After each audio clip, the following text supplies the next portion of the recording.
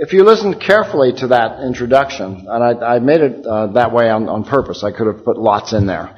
But what I wanted to get across was the idea that I am not a politician. I'm an economist. Okay, I worked for President Reagan, but before that I worked for President Carter, and there was a reason. Besides the obvious reason that I was young and I needed the work, which is the age-old reason for doing things. I actually was raised in a Roosevelt Democrat family. My parents were mal-educated at Reed College in the 30s.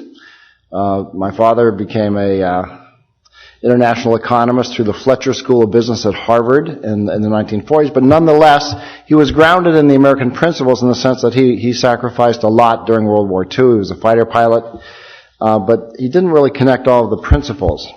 And what we do at Mises is we try to connect principles, because otherwise you get people like Paul Craig Roberts, who has gone astray because he hasn't fully grounded in all the ideas. He's not Austrian trained. He has some economics, and he has a lot of confused economics. Okay, well that explains a little bit about what may be a confused background. I went on from my family's just absorbing the ideas that business was bad, government was good, that somehow businesses were greedy, but politicians weren't. And then that training continued at the University of Connecticut, where I learned to 3 decimal points to prove in a mathematical model that was true, and the Keynesian multiplier.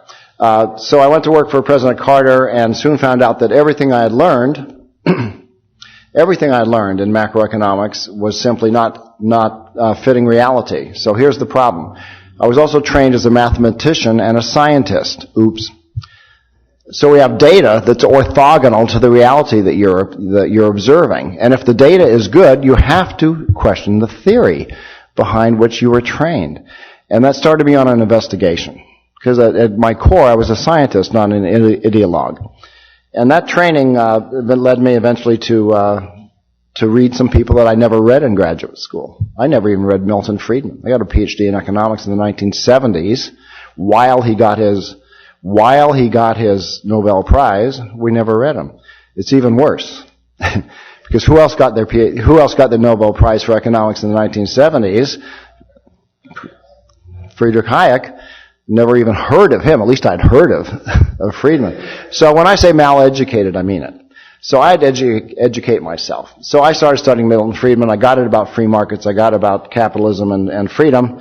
But still the economics of it didn't make a lot of sense, particularly if there was a central command and control of the most important price in the economy, which is the price of time, interest rates. So that led me then from Chicago to Vienna. It was a long, strange trip, as Jerry Garcia would say. Well, reading the Austrians really cemented my economic thinking, because for the first time in my life, I saw an Aristotelian logic to it all. I saw first principles. I saw derived theorems inside of it. I saw things as a scientist, as a mathematician would see. The logic of liberty, the science of liberty. And so that's what's drawn me to the school ever since. And of course, I'm completely self-trained in it, since very few people, maybe a few here, teach some of this in graduate school. But I had to learn a lot of it on my own, and I'm still working on it. So with that introduction, I'll just start my presentation if I can figure out how to do this here. Oh yeah, you might have also heard that I worked for President Clinton. Well, I want you to think for a minute. When was the last time we had a balanced budget? Okay, I was a visiting scholar at the Department of Treasury in order to implement that in my little world of the agricultural banks and the agricultural system. Okay, so it's not about political party or even political ideology. It's about economics, true economics, praxeology, okay, the logic of liberty. So this is somehow messed up. There we go. Okay. Now, AP Economics is Advanced Placement Economics, because besides what I was introduced as, all of that is simply a way of supporting my teaching habit in the public schools. I have 3 boys in a charter school in Colorado Springs. It's called the Vanguard School. We're graduating our first senior class this year. And before I had them take my course, I had them pre-read The Road to Serfdom as an introduction to their economics. Well, I had to go to this training, this advanced placement training put on by the College Board in order to be not certified so much, but really qualified to teach this, because when you get an advanced placement course in high school, that gives you college credit. And boy, the central authorities control what is and what is not college credit. So I went to this training. It was very interesting. So that's what I'm going to talk about today, what happened there.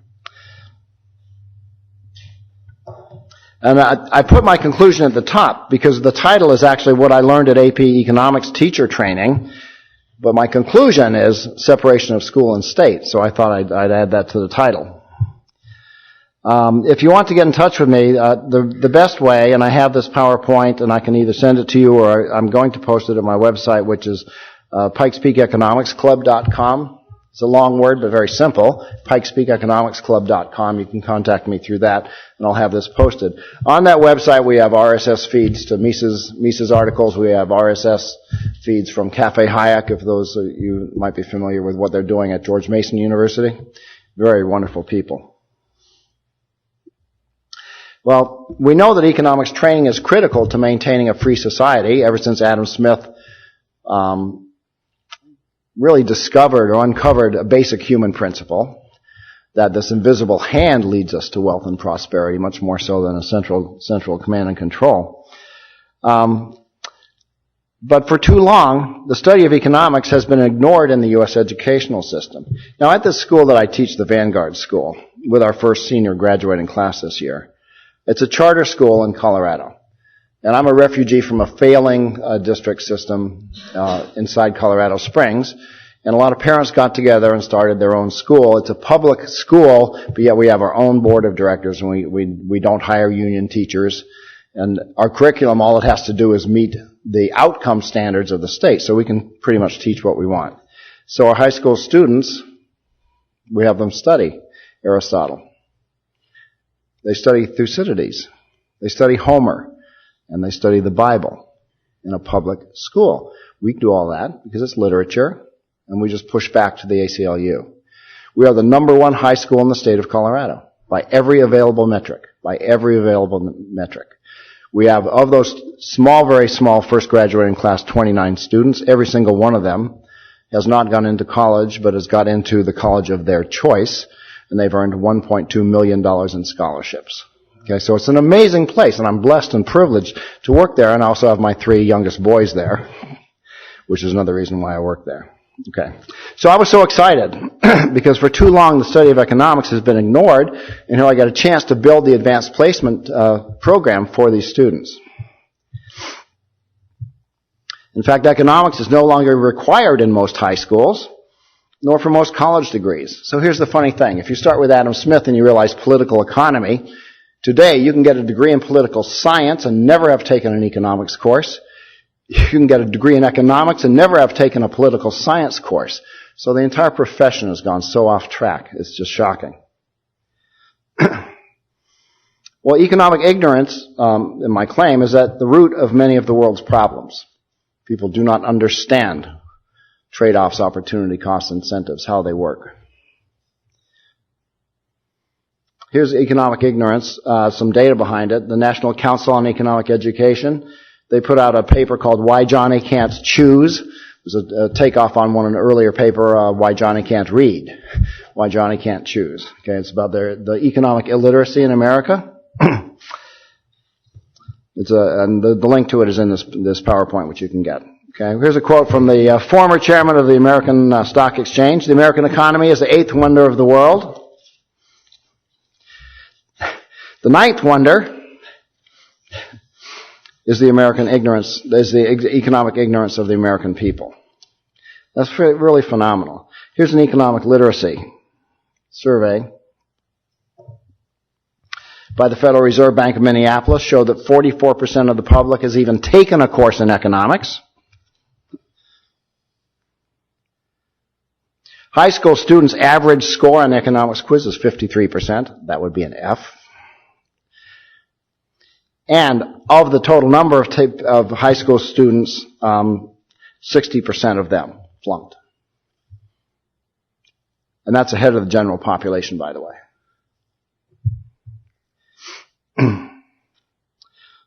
Well, it wasn't always this way. Here's a cartoon from the Chicago Tribune, 1934. Not sure how much of it you can read. Down here is that Trotsky. Spend, spend, spend, plan of action for the U.S. This was pushback in the journalist profession, if you remember back when they were journalists, against Roosevelt's New Deal. Depleting the resources of the soundest government in the world. Whoopee! Bunch of drunk people running around spending money. Over here is Stalin saying how red the sunrise is getting. Okay? Well, now think about what we have now from the Columbia School of Journalism. Okay, we have the red. Well, here's a cartoon about what it used to be like in America. Now you can see how old I am. I was here in the 50s when we breathed liberty, because we were taught this in the public schools before the left had taken it over. Okay? We were taught our founding principles. We were taught John Locke's life, liberty, and property leading to Thomas Jefferson's Declaration of Independence. We were taught free market economics from Adam Smith. And that was sort of in the air. So this is from Harding College. It's called Make Mine Freedom. And I would submit that no college today, except perhaps Hillsdale and one or two others, would even think of making such a thing. But this was just the common thinking of the world at the time. It was to create a deeper understanding of what has made America the finest place in the world to live. It's a 10-minute cartoon. Okay, I'm not going to play it for you here because I don't really think we have time. If we do have time later on, we'll go back to it. Okay, but it's really interesting that this was produced by the extension service of a small college in America, because this is how everybody used to think. Not everybody, but a lot of people. The common American public thought this way, and at one point, the intelligentsia were grounded in this, but no longer. Something has happened. I'm going to show you what has happened. Well, here's a little bit of hope. Here's a journalist's idea of what the actual stimulus plan is.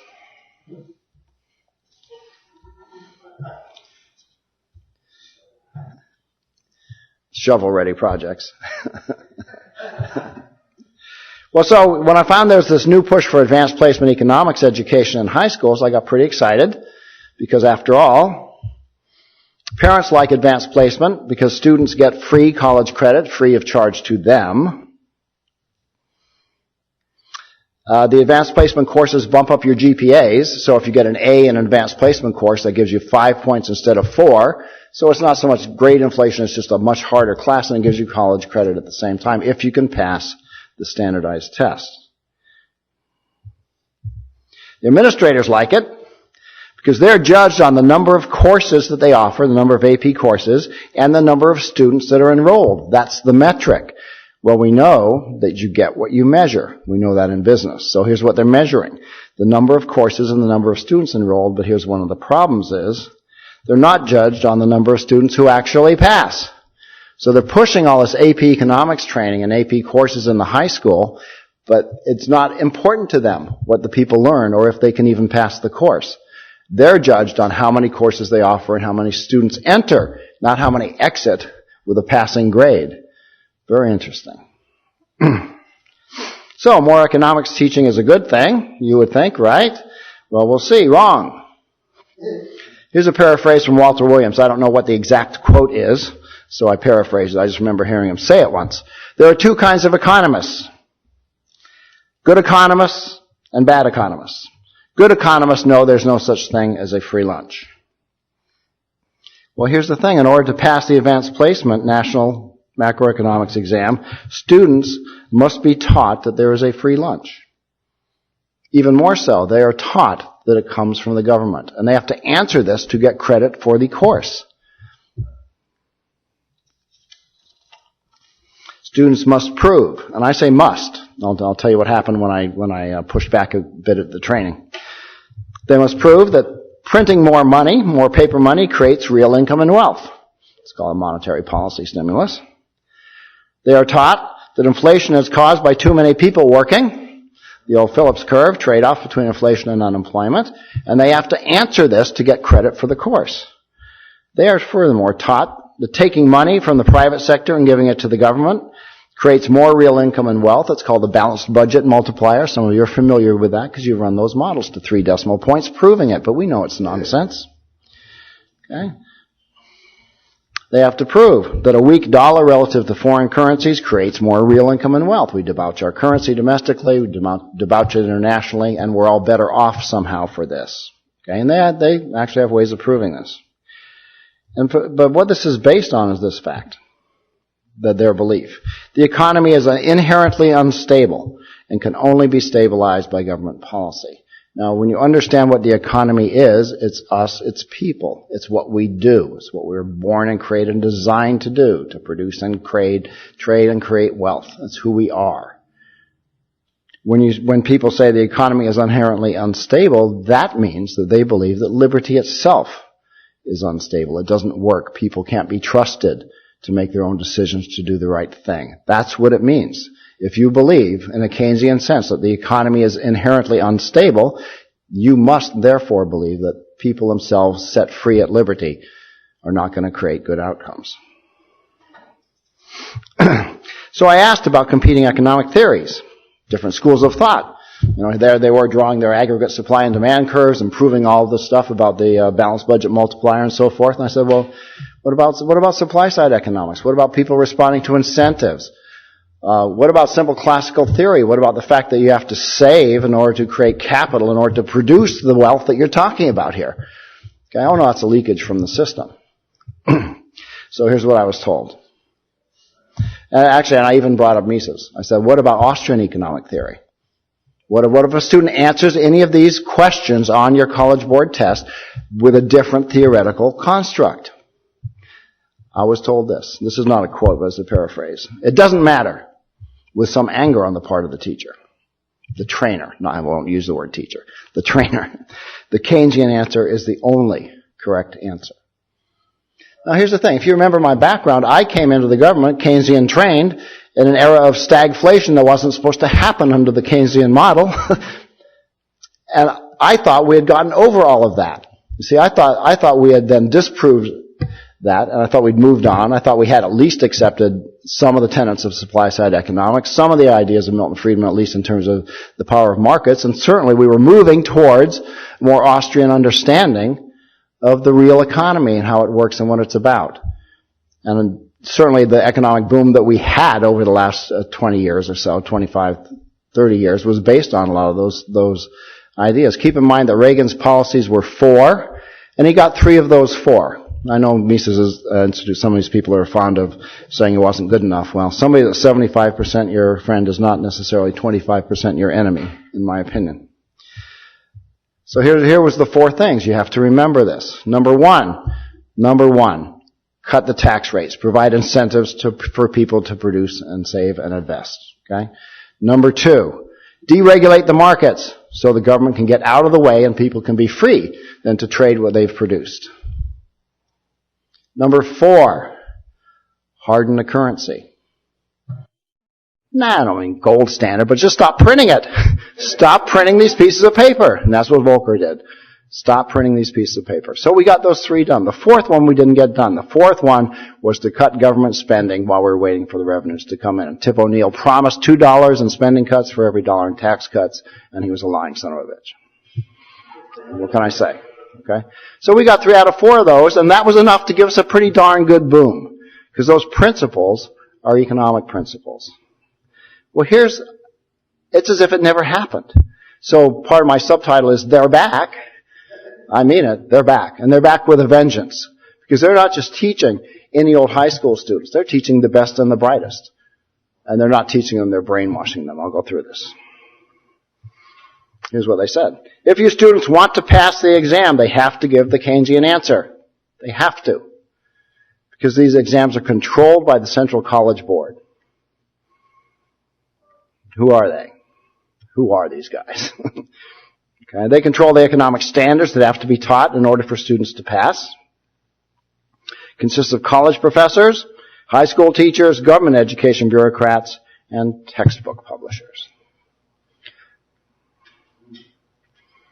AP Economics textbooks Well, for many years, when it was becoming more mainstream to think of incentives and supply-side economics in that sense, and that dominated the real world of policies, and of course the breakdown of the Soviet Union and the emergence of the Eastern European economies and even China and many places around the world.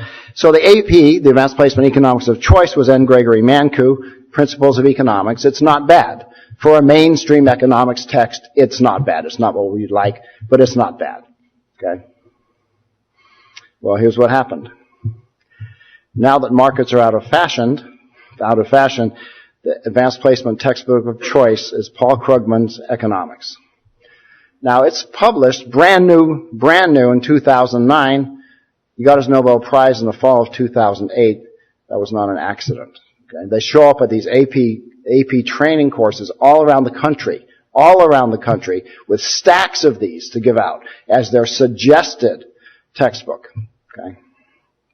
Who is this guy, Paul Krugman? We've talked a little bit about him. We've heard a little about him. He won the Nobel Prize in the same sense that Yasser Arafat got the Nobel Peace Prize. He's an op-ed columnist, an economics blogger for the New York Times. His blog is called The Conscience of a Liberal. All of these are hot live links inside my PowerPoint. Quote, government deficits are the only thing that have saved us from a second Great Depression. That's Nobel quality thinking. He called socialized medicine a $1 trillion bargain. It will result in lower healthcare costs. Well, that's, I heard that word. And it's possible. Here's what he said about betraying the planet. Global warming deniers are committing treason against the planet. Well, that kind of sets you up, because we know what the penalty for treason is in most nations. That's a pretty extreme guy. But yet his textbook is the textbook of choice. Now, the textbook is not full of a lot of this nonsense, but it's getting money to the guy. You understand? When you buy his textbook, you're funding this guy. Your tax dollars are funding this guy. He said the current stimulus is too low and too slow. We need a second stimulus. So we have the top Keynesian economists are near unanimous in their belief that there must be a second stimulus. Where does this come from? The best and the brightest of our high school students are being taught this free lunch economics. So I was pretty discouraged. I sat there for 5 days listening to all of this. And every time I tried to object or bring up a different thing, wouldn't even listen. So what I did was I talked with the teachers in the lunchroom, because I'm kind of a people person and a street guy. Okay, I don't care about the professors that much. But who is teaching AP Economics? The history teacher, the English literature teacher, somebody with no training in economics whatsoever.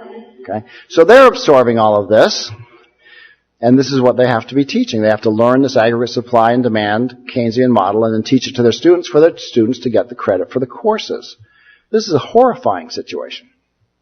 So I talked to them, and a couple of them, at one point during my pushback to them, one of them from Louisiana turned to me and she just mouthed the words, "This is totally bogus." So there's some smart people there as part of our teachers. They just don't know what to do. They have to teach this. But they don't even themselves know why it's wrong. It's just intuitively wrong. It's intuitively false that if you take money from productive people and give it to unproductive people, it's intuitive that you're not going to help the economy. Right? That's just doesn't take a lot of Aristotelian insight. So a lot of these teachers were just confused as they could be. So I did my best to straighten them out. I'm in touch with many of them still, and I'm on the AP Economics blog, which is an international blog of advanced placement teachers pushing back. But you should see some of the things that are coming out of that. It's amazing. Okay? Well, somebody once said, and maybe some of you actual professors would know who said this, and it's a paraphrase, the two of the most important questions in the world are, who will teach our children, and what will they teach them? Because we've stopped teaching them about liberty. The other people are now teaching them. Here's Karl Marx.